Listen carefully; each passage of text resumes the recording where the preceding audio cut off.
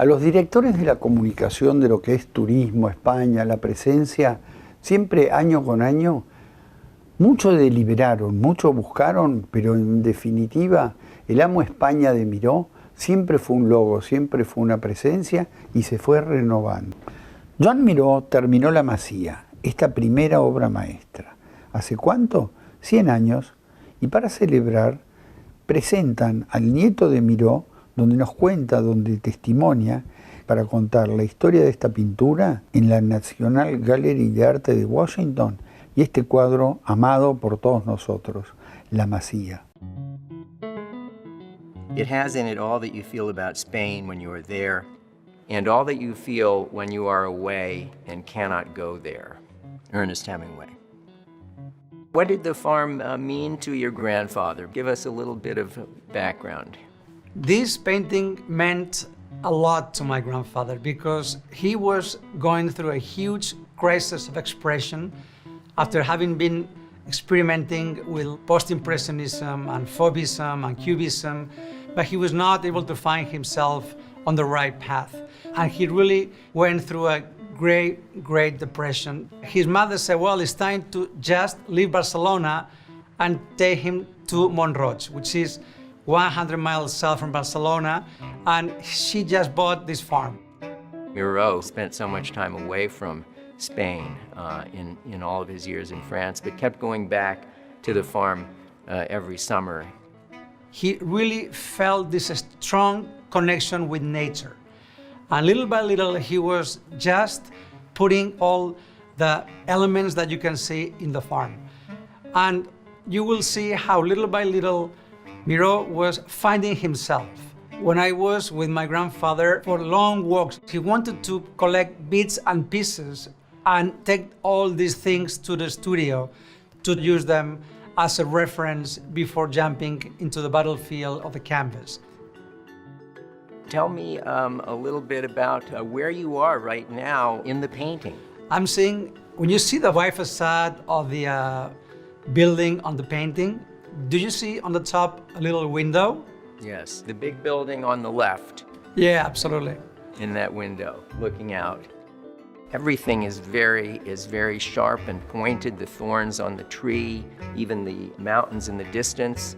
In the next few years, all of that will become much more fantastic, and the creatures he invents, they evolve very quickly in a sort of post-Darwinian fashion into these wonderful creatures, monsters, sometimes human, animal of his imagination. And I think we really feel it taking root in the farm, almost being fertilized in this soil. He's about to somehow see how through being able to look within himself, be able to see how his heart beats, his spiritual state of mind, his connection with the starry night, his connection with the mountains, his connection with the sea, with the Mediterranean sky, little by little is forming Miró's alphabet. He starts the farm at the farm, but then he's spending months finishing the painting in Paris. So there's a real aspect of memory, of poetics, really, that works into the painting as he's remembering and feeling everything about the farm. He was in Paris. His last show was a big failure, and he was penniless. He was able to talk to Picasso and said, hey, Pablo, would you please give me a hand with this? May I talk to your art dealers in Paris, because maybe they want to buy my painting. So Picasso's dealer saw the painting and said, I like the work, but could you please cut it off in 8 pieces, because they are just way too big to fit in a regular Paris apartment. So my grandfather was absolutely outraged, saying, what are you saying? Are you kidding me? How am I going to cut my painting? Come on, get out of my house. In fact, we can see that he even enlarged the painting at some point. The strip on the top where the moon is a piece of canvas that was added. So he wanted it bigger, not smaller. So Earnest Hemingway comes into the story of the painting. My grandfather and Hemingway met in Paris in 1921. They become very good friends because they were going boxing to the same club together. And people were laughing at them because Hemingway was very tall and Miró was very small. Hemingway just fell in love with the farm, and he spoke with his friend Evan Shipman.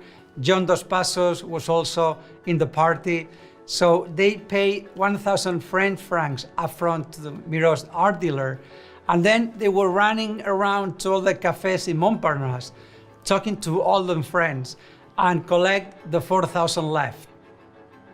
Having Hemingway kept this masterpiece really helped my grandpa in his career. And my grandpa always said, you know, I am very happy that you have bought this painting. He was always very pleased to know that he was the one that bought it. So thank goodness for Hemingway. He takes it with him wherever he goes, and it ends up for many years in Cuba.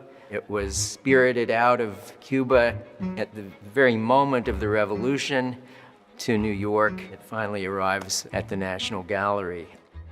The painting was finished in 1922, and we are now in 2022, 100 years. This painting has survived 100 years, and it is an extremely important masterpiece in my grandfather's career.